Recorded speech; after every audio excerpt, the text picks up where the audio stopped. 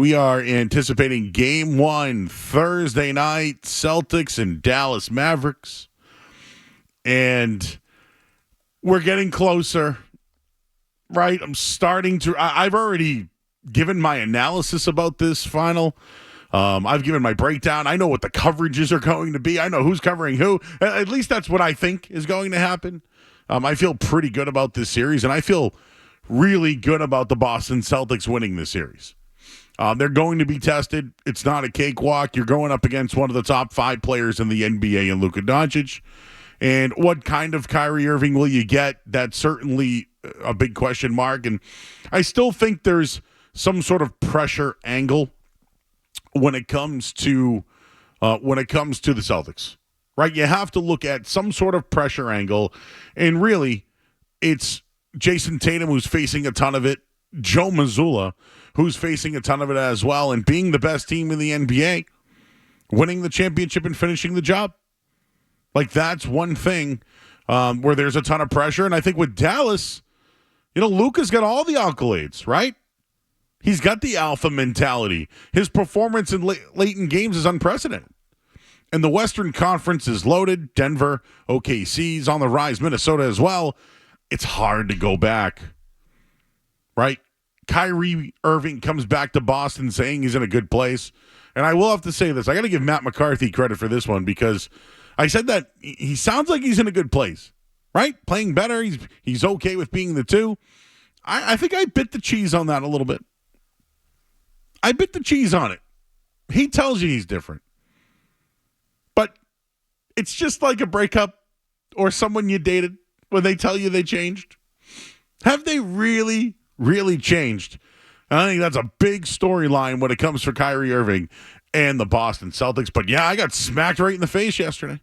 I was biting the cheese on Kyrie Irving. But he has struggled against Boston over his last 10 games. And then Jason Kidd, I keep mentioning, he's won in Dallas before. Came to Dallas to help win a championship.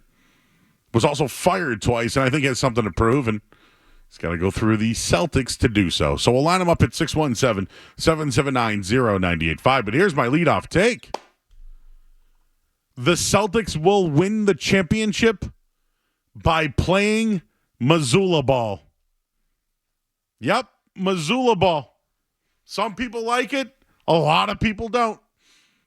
But they're going to win the championship by playing Missoula ball. What is Missoula ball, you ask?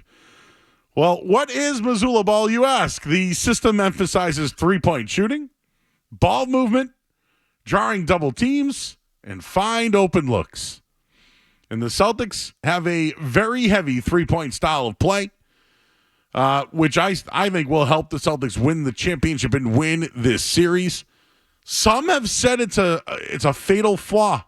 We'll find out, right?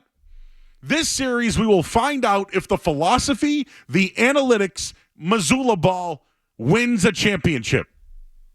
Now, I'm on record saying that the Celtics can front run their way. They don't need to have clutch situations. They've already had 3 of them and proven it. I just think they're better than everybody else. I don't need to give you the numbers, the analytics.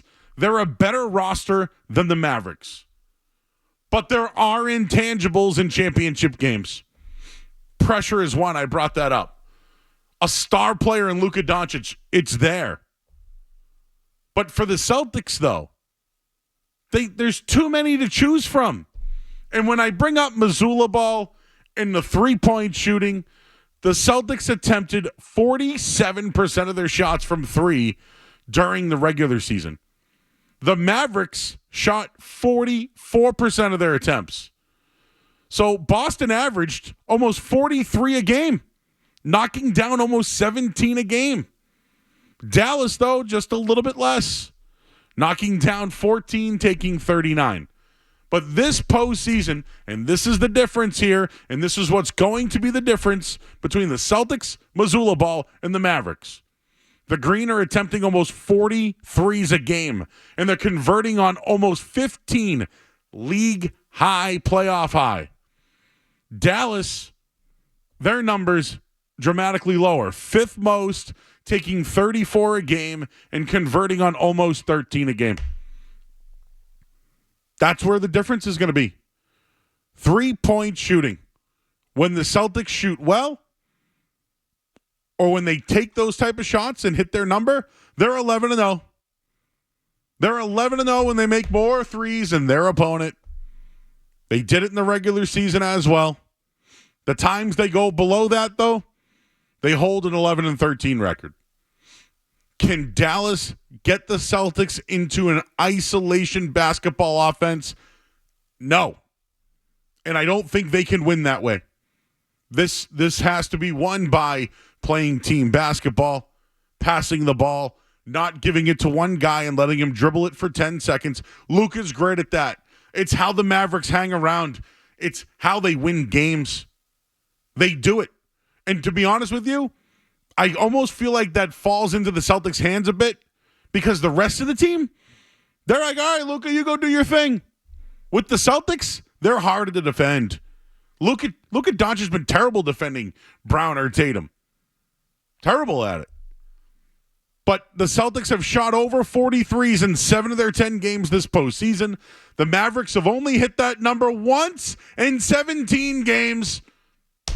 Book it. Missoula ball will help the Celtics win a championship. Your thoughts at 617-779-0985. And I know people think it's flawed. It's flawed, and maybe this is the series, right? Great player. Going up an experienced coach as a player, and now has been around the block a bit. Playing with Kyrie, who's been there before. Playing with a bunch of young players, right? They traded out to get all these guys to build around Doncic. It's like the third team they built around him, and here they are. But Missoula ball, the guy that was entered into the situation after Ime Udoka, now has his staff, his philosophy worked 80% of the time during the regular season. 4 more games to go. They're a better 3-point shooting team than Dallas and a better defensive team in Dallas. And they're going to win by playing Joe Mazzulla ball.